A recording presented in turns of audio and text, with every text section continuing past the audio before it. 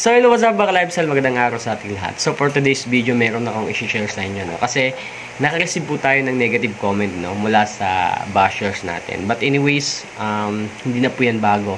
Pero this time po mga ka-lifestyle, hindi sa online lending application yung na-receive kong negative comment, no? Mula po dun sa, kung natatandaan nyo, nag-upload tayo ng mga videos about online casino. So, doon nanggaling yung comment. Yun, no? But then, dinilit ko na yun kasi hindi ko talaga medyo nagustuhan yung comment na yun. But, sanay na ako sa mga ganun as what I've said, no? Sanay na ako sa mga pangbabash. Yun nga lang kasi mga ka-lifestyle, ang gusto ko lang i-point out dito talaga is mali yung mga ganong klaseng promotion videos, no? Kasi unang-una mga ka-lifestyle, sa mga hindi talaga nakakaalam, no, yung ginagamit po nilang perang panglaro is for demo account, no? Napag-usapan po nila yan between two parties na ganyan-ganyan. Ilaro mo yan, halimbawa bibigyan ka ng 4K, so ilaro mo yan, hindi po yan matatalo kasi may pinag-usapan sila. Then yung winning percentage po niyan is 8 to 9%. Samantalang pag ikaw na mismo yung naglaro, then nag-deposit ka ng kahit ilang gusto mo, 1 to 2% lang po yung winning percentage. So saan ko nakuha tong information na to? Sa TikTok po, no? Sa TikTok ko po nakuha yung information na to.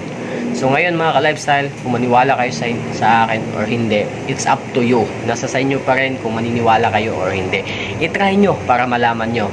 Again, yung mga pinopromote nilang scatter, ano pa yan, kung fortune, lahat-lahat na, no, is hindi po kayo mananalo niyan. At unang-una sa lahat mga ka-lifestyle, yung link na gusto nilang mag-register kayo, of course, if nag-register kayo, then nag-cash in kayo, meron silang mga commission dyan, ano.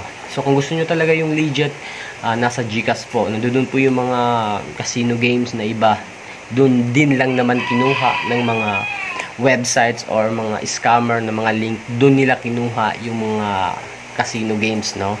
So, wag po kayo magalit sa akin, no, kung tinitira ko yung mga alam ko may karapatan sila kasi yun na nga, gusto nila magkapera, no, kahit even though alam na natin na sobrang lalaki na ng kanilang followers, sobrang lalaki na ng kanilang mga viewers, but still nagpo-promote pa rin sila kasi nandoon talaga yung totoong pera mga ka-lifestyle, maniwala kayo sa hindi. So yun, kahit sila Kong TV, kahit sila Juni, lahat ng mga social influencer nagpo-promote pa rin kasi malaki talaga yung kitaan pag ganitong klaseng mga sugal yung pinopromote natin, ano. So ganun to mga ka-lifestyle, wala po akong intensyon na siraan sila. Gusto ko lang iparating sa mga influencer na to na mali yung ginagawa nila. Unang-una, alam nila sa sarili nila na demo account yung ginagamit nila kaya hindi sila mananalo kasi yung pinapakita talaga nilang mga videos, pumapaldo talaga sila, di ba?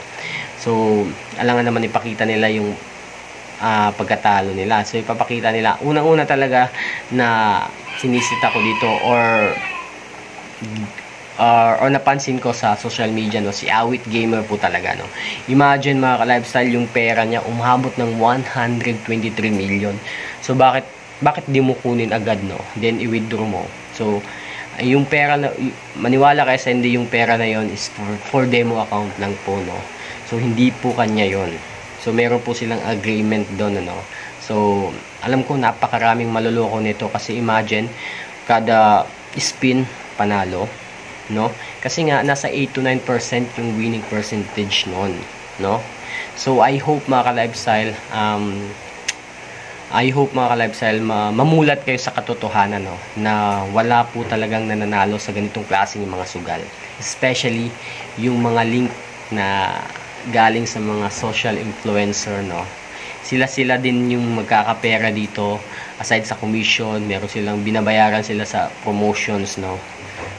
Kawawa talaga yung mga, especially yung nasa mga remote control area ng mga tao na walang masyadong alam sa ganitong klaseng mga sugal, mapapakash in talaga. And then ito pa, no, one thing, no, meron pang mga link na pinopromote. Nakalimutan ko na yung isang social influencer din, medyo malaki na rin yung kanyang followers, no, sa Facebook, no, pinopromote niya na link. Yun na nga, bago mo ma-withdraw yung pera na panalunan mo, kailangan mo pang mag-invite ng 10 katao. So napakahirap ng ganun, no. So meron din isang link na 3 days lang nawala na kagad, nag-iba ng name, no. Ang dami rin ng scam nun. So I hope hindi po kayo maka-experience ng ganito, no.